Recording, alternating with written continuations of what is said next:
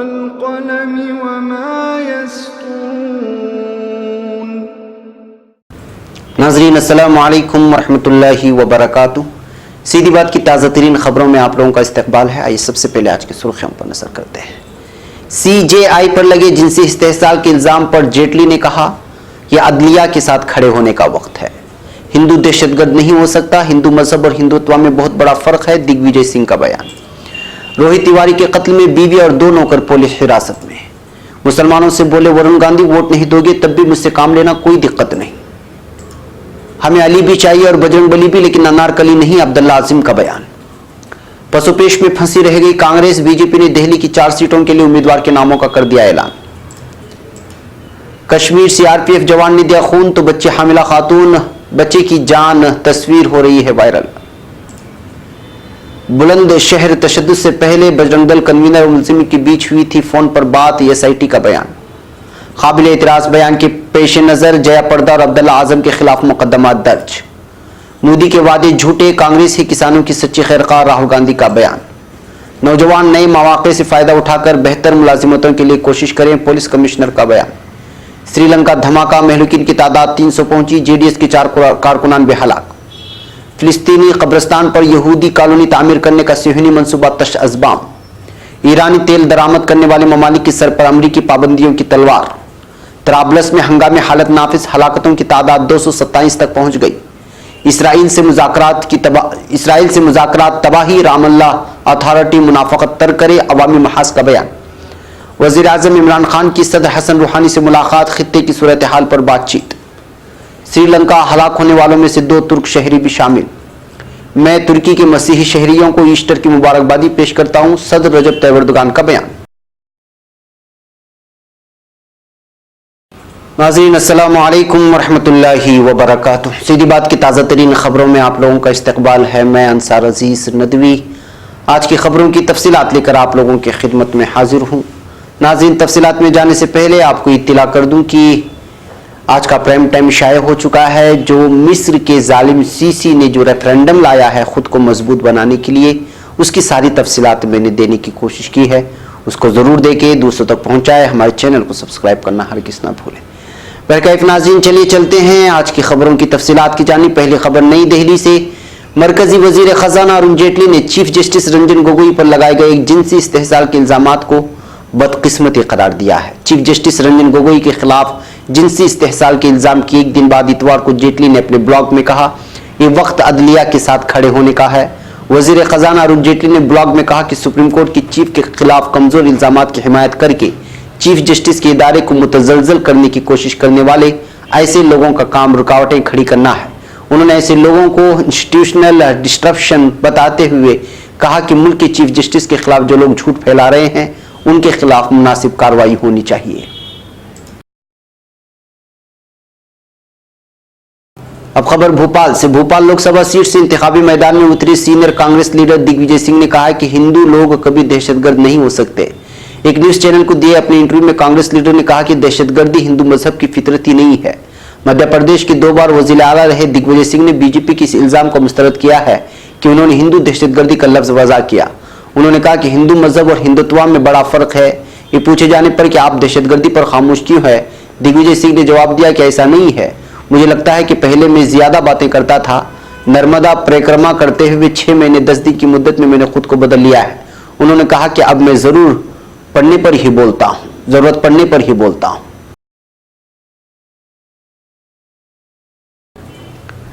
अब खबर नई दिल्ली से। रोहित शेखर की मौत को लेकर पहले ही दिन से तरह तरह के सवाल हो रहे थे, क्योंकि उनकी मौत मशकूक हालत में हुई थी।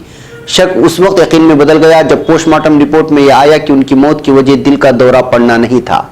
रोहित के कत्ल के मामले में कल पुलिस ने उनकी अहलिया अपूर्वा तिवारी और घर के 2 नौकरों को हिरासत में ले लिया है और जराये के मुताबिक पुलिस को शक है कि अपूर्वा रोहित के कत्ल में किसी साजिश का हिस्सा हो सकती है। इससे कबल क्राइम ब्रांच के एहलकार ने अपूर्वा से 8 घंटे तक पूछताछ की थी। वाज़ेह है कि मरहूम एनडी तिवारी की अहलिया और रोहित शेखर की वालिदा उज्ज्वला तिवारी ने जुम्मा को यह कहा था कि शादी के बाद से दोनों मियां बीवी के दरमियान रिश्ते अच्छे नहीं थे। उन्होंने ये भी कहा था कि उनको शेखर की मौत का यकीन ही नहीं आ रहा है, उनकी जिंदगी के लिए एक बहुत बड़ा सदमा और झटका है। उन्होंने कहा था कि ऐसा कैसे हो सकता है कि उस दिन रोहित शाम 4 बजे तक सोता रहा, इस मामले में रोहित के ससुर और अपूर्वा के वालिद ने कहा था कि उनकी बेटी इस मामले में बेगुनाह है और उनकी बेटी और दामाद के रिश्ते बहुत अच्छे थे और उनके दरमियान कभी कोई तनाव नहीं था। अब खबर उत्तर प्रदेश से। उत्तर प्रदेश की पीलीभीत लोकसभा सीट के भारतीय जनता पार्टी के उम्मीदवार वरुण गांधी ने मरकजी वजीर और अपनी मां मेनका गांधी के मुसलमानों पर दिए मुतनाज़ा बयान के बरअक्स मुस्लिम राय दहिंदगान से खिताब करते हुए कहा कि वरुण गांधी ने कहा है कि अगर आपने मुझे वोट नहीं दिया तब भी मुझसे काम ले लेना, कोई दिक्कत नहीं है। वरुण गांधी ने एक आवामी इजलास से खिताब करते हुए कहा कि मैं बस एक चीज अपने मुस्लिम भाइयों से कहना चाहता हूं कि अगर आपने मुझे वोट दिया तो मुझे अच्छा लगेगा, अगर मुझे वोट नहीं दिया तो कोई बात नहीं, तब भी मुझसे काम ले लेना, कोई दिक्कत की बात नहीं है।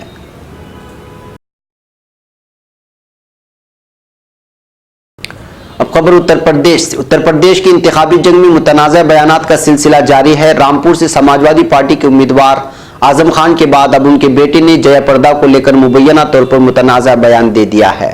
तीसरे मरहले की तशहीर के आखिरी दिन इतवार को रामपुर में एक जलसे से खिताब करते हुए अब्दुल्ला आजम ने कहा, अली भी हमारे, बजरंगबली भी हमारे, हमें अली भी चाहिए, बजरंगबली भी चाहिए, लेकिन अनारकली नहीं चाहिए। अब्दुल्ला आजम के इस बयान को रामपुर से बीजेपी के उम्मीदवार जयप्रदा से जोड़कर देखा जा रहा है। जिस वक्त अब्दुल्ला आजम ने मंच से बयान दिया उस वक्त उनके वालिद आजम खान भी मंच पर मौजूद थे।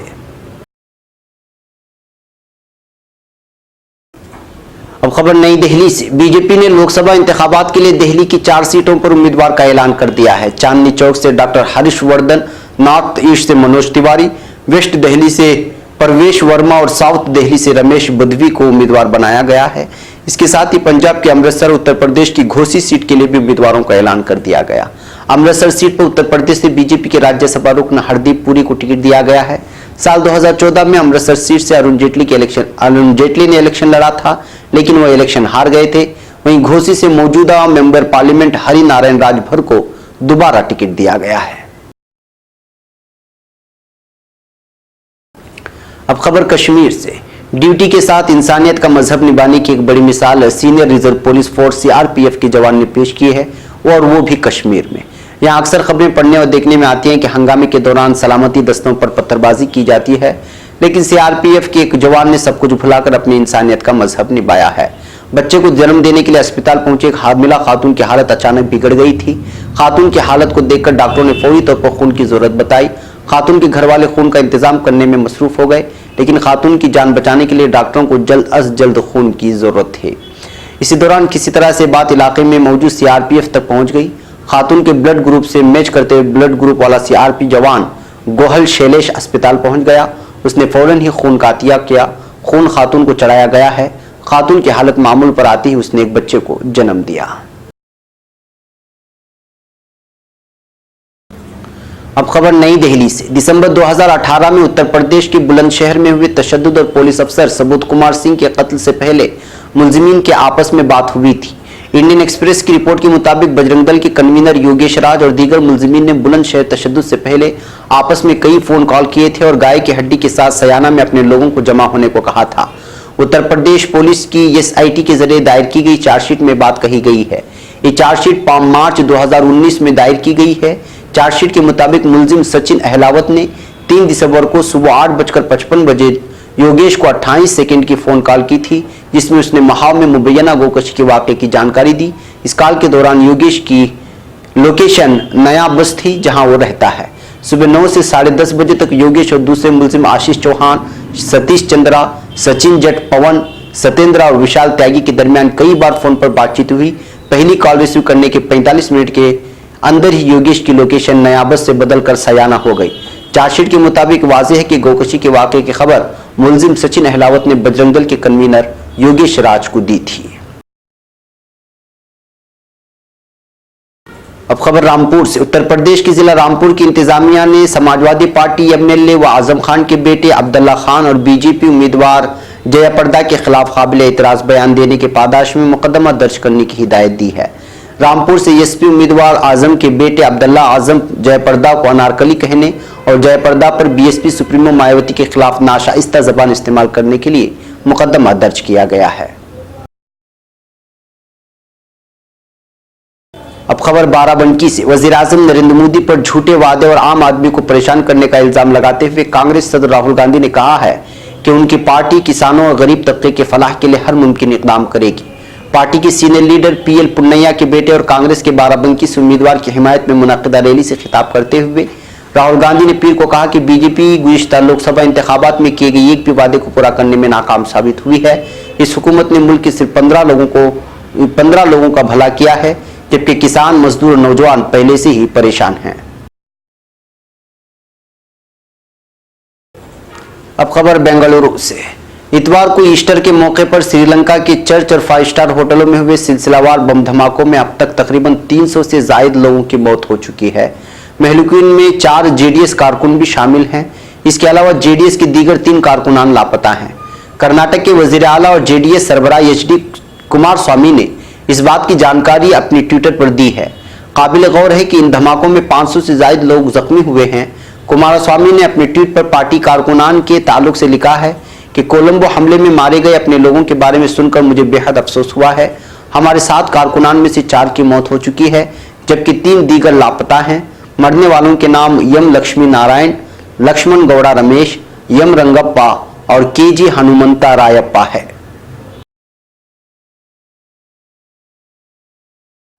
अब खबर मकबूजा बैतुल मक़दिस से। इसराइल के इब्रानी अखबार हाट्स ने इंकशाफ किया है कि वस्ती फिलिस्तीन में कायम याफा शहर के एक तारीखी कब्रिस्तान में यहूदी आबादकारों के लिए एक कॉलोनी की तामीर का फैसला किया गया है। ये कॉलोनी तिल अबीब बल्दिया की जानिब से तामीर की जाएगी। अबरानी अखबार के मुताबिक सिहनी बल्दिया यहूदी तारिकीन वतन के लिए एक हिफाजती मरकज कायम करना चाहती है और उसके लिए खिलाफत उस्मानिया के दौर से चले आ रहे मुसलमानों के कब्रिस्तान को इस्तेमाल किया जा रहा है। अखबारी रिपोर्ट के मुताबिक याफा की इस्लामी कमेटी ने इसराइली सुप्रीम कोर्ट में यहूदी आबादकारी के मजमूम मंसूबे पर अमल दरामद रोकने की दरखास्त दी है। सिहनी बल्दिया ने अदालत में दरखास्त होने के बावजूद एक हफ्ता कब्ल कब्रिस्तान में खुदाई भी जारी की है। अब खबर वाशिंगटन से। अमेरिका पीर के रोज ऐलान करने की तैयारी कर रहा है कि ईरानी तेल दरामद करने वाले तमाम ममालिक मुख्तसर अरसे के बाद अपनी इस दरामदात का सिलसिला खत्म कर दें। बसूरत दीगर उन्हें अमरीकी पाबंदियों का सामना होगा। ये बात अमरीकी अखबार वाशिंगटन पोस्ट ने इतवार के रोज बताई है। अमरीकी सदर डोनाल्ड ट्रंप गुज़िश्ता बरस मई में ईरान और 6 बड़ी ताकतों के दरमियान साल 2015 में तय पाए गए जौहरी मुआहदे से एक तरफा तौर पर अलहदा हो गए थे। इसके बाद नवंबर में अमरीका ने ईरानी तेल की बरामदात पर दोबारा पाबंदियां आयद करने का ऐलान कर दिया था। वाशिंगटन की जानिब से तेहरान पर दबाव डाला जा रहा है कि वो अपने जौहरी प्रोग्राम के दायरे को कम करे और मशरिकी वस्ता में शिद्दत पसंदों के लिए अपनी सपोर्ट का सिलसिला बंद करे। अब खबर लीबिया से। लीबिया में कौमी विफाक हुकूमत की तरफ से दारुल हुकूमत तराबलस में हंगामी हालत नाफिज करते हुए हाई अलर्ट का दर्जा मजीद बढ़ा दिया गया है। दूसरी जानिब आलमी इदारे सेहत के मुताबिक तराबलस में मुतहारिफ फरीकैन के दरमियान जारी लड़ाई में अब तक 227 अफराद हलाक और 1128 जख्मी होने की तस्दीक की जा चुकी है।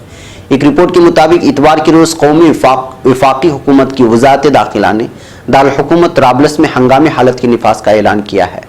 इतवार के रोज लीबी हुकूमत ने मुअत्तिका हवाई अड्डे के जनरल खलीफा हफ्तर की फौज के कब्जे में वापस ले लिया। अब खबर गज्जा पट्टी से। फिलिस्तीन की बाएं बाजू की सियासी जमात पॉपुलर फ्रंट ने फिलिस्तीनी अथॉरिटी पर जोर दिया है कि वो इसराइली दुश्मन के साथ नामनिहाद मुज़ाकरात की दलदल में ना उतरे, वरना उसके संगीन नताइज बरामद होंगे। मरकज़ी इत्तलात फिलिस्तीन के मुताबिक अवामी महाज की तरफ से जारी एक बयान में कहा गया है कि फिलिस्तीनी क़ियादत बिलखुसूस सदर महमूद अब्बास एक बार फिर कौमी फैसलों से इन्हिराफ करते हुए इसराइल के साथ मुज़ाकरात के झांसे में आ रहे हैं। इसराइल से मुज़ाकरात तबाही का रास्ता और कौमी फैसलों पर जुल्म है। फिलिस्तीनी कौम इसराइल से एलानिया और गैर एलानिया हर तरह के मुज़ाकरात का बायकाट करती है। अवामी महाज की तरफ से जारी बयान में मजीद कहा गया है कि फिलिस्तीनी अथॉरिटी इसराइल से मुज़ाकरात के जरिए कौम को बंद गली और अंधेरी गार में धकेल रही है। इसराइल के साथ मुज़ाकरात के नतीजे में फिलिस्तीनी कौम को कुछ हासिल नहीं होगा। अब खबर ईरान से। वज़ीर-ए-आज़म इमरान खान ईरान के 2 रोज़ा दौरे पर हैं, जहां सआदाबाद पैलेस पहुंचने पर ईरानी सदर हसन रूहानी ने उनका पुरतपाक इस्तकबाल किया है और उन्हें गार्ड ऑफ ऑनर पेश भी किया गया। इस्तकबालिया तकरीब में दोनों ममालिक के तराने बजाए गए। वज़ीर-ए-आज़म ने गार्ड ऑफ ऑनर का मुआयना भी किया। वज़ीर-ए-आज़म इमरान खान की सआदाबाद पैलेस में ईरानी सदर हसन रूहानी से मुलाकात जारी है। दोनों मुल्कों में अहम मुआहदों पर दस्तखत भी होंगे। खबर तुर्की से। श्रीलंका में होटलों और कलीसियाओं पर हमलों के नतीजे में हलाक होने वालों में 2 तुर्क शहरी भी शामिल है।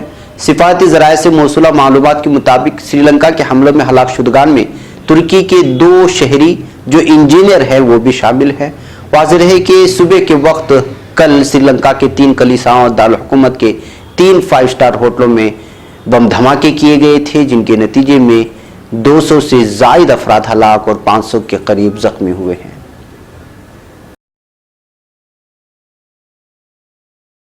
एक और खबर तुर्की से। तुर्की के सदर रजब तैयब एर्दोगान ने मुख्तलिफ कलीसियाओं ग्रुपों से मुंसलिक ईसाई शहरियों को ईस्टर की मुबारकबादी पेश की है। सदारती शोबे मवासलात की तरफ से जारी करदा बयान के मुताबिक सदर एर्दोगान ने ईस्टर की मुनासिबत से जारी करदा पैगाम में कहा है कि मैं अपने ईसाई शहरियों को ईस्टर के मौके पर दिली मुबारकबादी पेश करता हूँ। उन्होंने कहा कि तहम्मुल, बाहमी एहतराम, मोहब्बत, इत्तेहाद और इख्तिलाफ की रंगारंगी को सरवत समझने वाला नुक्ते नज़र दुनिया में अमन व सलामती की बुनियाद है।